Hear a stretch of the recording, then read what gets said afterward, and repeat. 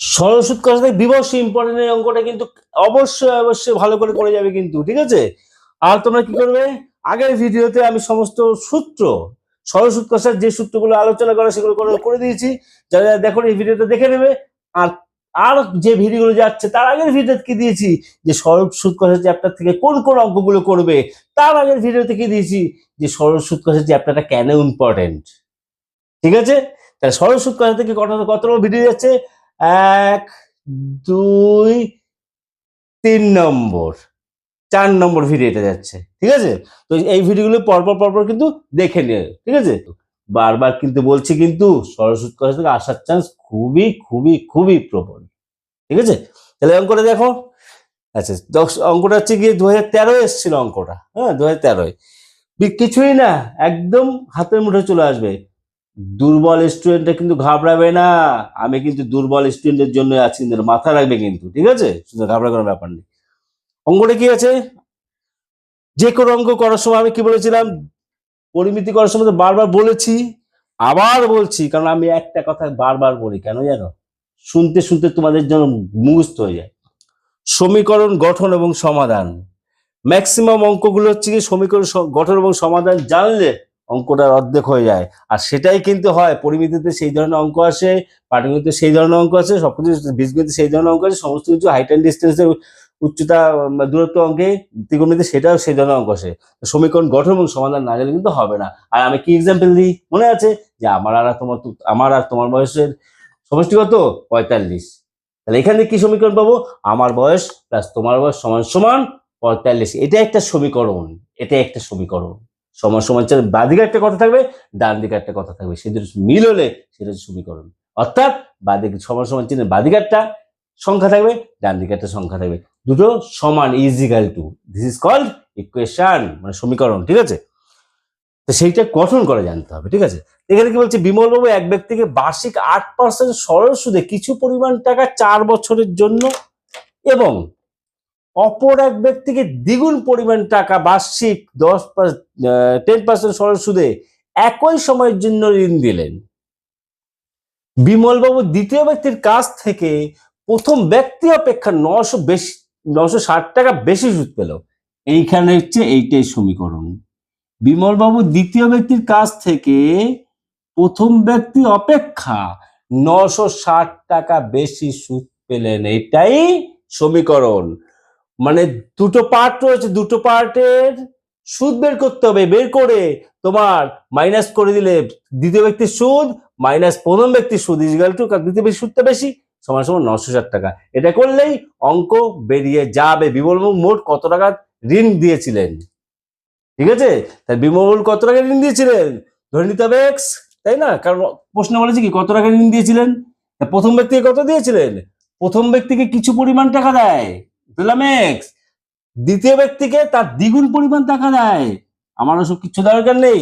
Sir কি বলেছে, sir বলেছে যে কিছুই না, দুটো যেহেতু পার্টের অঙ্ক রয়েছে, দুটো পার্ট বানাবে, ঠিক আছে, দুটো পার্ট করবে। এখানে লিখবে প্রথম ব্যক্তি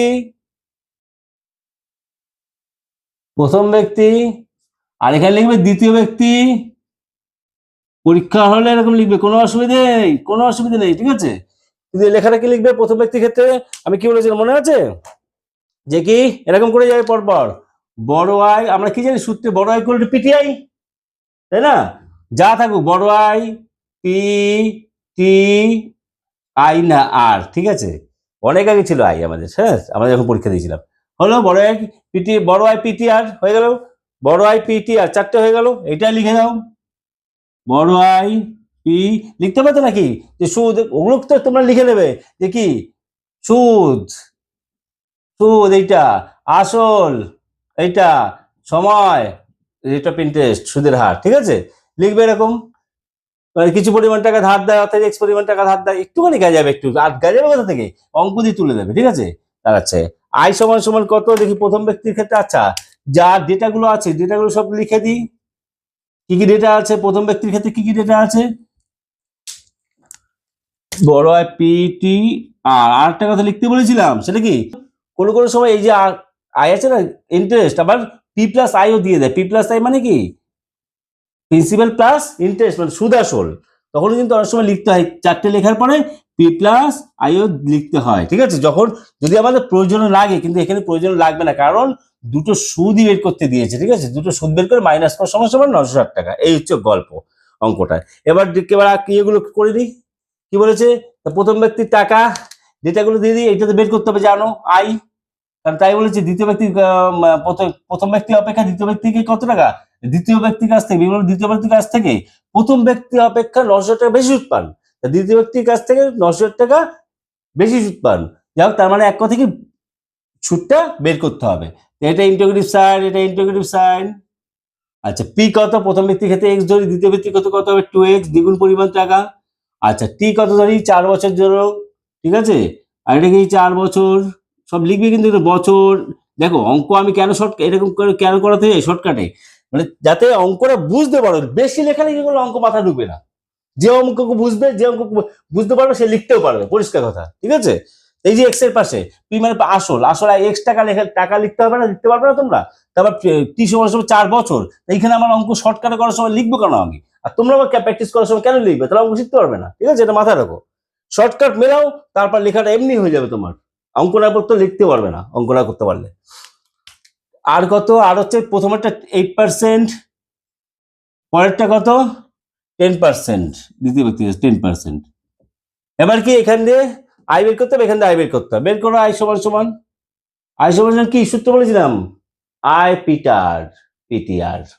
তাহলে পি টি আর 100 কত থাকবে, ইন্টু সূত্রে বাই থাকবে। আগে যে সূত্র নিয়ে আলোচনা করেছিলাম দেখো, ওই ভিডিও দেখে নি কিন্তু বারবার বলছি।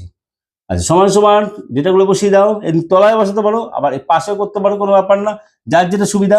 কিন্তু আমি মনে করি সবসময় নিচে করার সুবিধা বেশি, ঠিক আছে। পি যত এক্স, টি হচ্ছে গিয়ে 4, আর হচ্ছে গিয়ে 8%, ঠিক আছে, 8/100।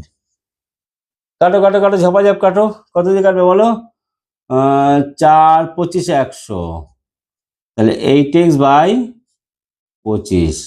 এই টাকা হচ্ছে সুদ, এর সুদ। এবার এখানে বের করি এর টাকা কত সুদ, বড় হয় সমান P T R by 100। P কত 2x, পি কত 4, তাই না, পি 2x, টি হচ্ছে 4, আর কত 10%, মানে 10/100। আমি পিআরটি আগে আগে সূত্র আলোচনার সময় বলেছিলাম, কিন্তু পিআরটি না লিখে পিটিআর কেন লিখি, এই দেখো আর কত হচ্ছে 10%, 10/100, মানে এমনি মনে পড়ে যাবে, নিচে 100 লিখতে হবে, অনেক সিস্টেম আছে, ঠিক আছে। আচ্ছা, এবার কি করবে, এটা 4 দিয়ে একটা শূন্য কাটা, 2 দিয়ে 5 দুগুনি 10, তাহলে কত 4x/5 হলো, 4x/5। এইবার কি বলছে, দ্বিতীয় ব্যক্তি, এবার কি শর্তানুসারে, এই যে এই লাইনটা লিখো কিন্তু, বিমল বাবু দ্বিতীয় ব্যক্তির কাছ থেকে, এখন শর্টকাটে করে সব লিখবে না, বিমল বাবু দ্বিতীয় ব্যক্তির কাছ থেকে প্রথম ব্যক্তি অপেক্ষা 960 টাকা বেশি সুদ পেলেন। এই লাইনটা কিন্তু বড় করে লিখতে হবে কিন্তু, ঠিক আছে, হলো। অতএব শর্তানুসারে কি লিখবে, এই যে কি লিখবে, কোনটা বেশি, দ্বিতীয় ব্যক্তির কাছ থেকে প্রথম ব্যক্তি অপেক্ষা 900 টাকা, তবে এইটা 4x মাইনাস এইটা, তাই না, তাহলে 4x/5 মাইনাস এইটা, বুঝতে পেরেছো। দ্বিতীয় ব্যক্তির সুদ কত, এই আই মানে কি সুদ, এইটা দ্বিতীয় ব্যক্তির সুদ, প্রথম ব্যক্তির সুদ এইটা, এই জন্য মাঝখানে বাউন্ডারি দিয়ে দিলাম অঙ্কের সুবিধার্থে, এটা হচ্ছে অঙ্ক। এইটা মাইনাস 8x/25 সমান সমান 960, ক্যালকুলেশন করবে, গাট করে হয়ে যাবে অঙ্কটা। 25 লসাগু, তাই না।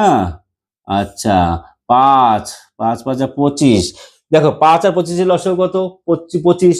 যখন ভাগ যাবে ছোট সংখ্যা দিয়ে বড় সংখ্যার লসাগু হয়ে যায়, ঠিক আছে, দুর্বলরা জেনে নাও ভালো করে, যখন ভাগ যাবে তখন বড়টাই হয়, ঠিক আছে। 5 5 5 25, 5 4 5 20x মাইনাস 8x সমান সমান 960 হলো। এবার কি করবে, বা লাস্ট একটা করে নাও, কত 12x/25 সমান সমান 960। যখন এক্স উপরে থাকবে তখন আর কোনাকুনি গুণের দরকার থাকে না এইসব ক্ষেত্রে, ঠিক আছে, একবারে হয়ে যায়, হলো। অথবা তোমাদের করে নাও তোমার সুবিধার্থে, তোমরা যেরকম করো, নিচে 1 আছে, কোনাকুনি বজ্র গুণনটা কোনটা কোনটা কোনটা লাগতে বাদিকে, যেটা এক্সটা বের করতে হয় সেটা, এইটুকুনি বুদ্ধি রাখো অ্যাটলিস্ট।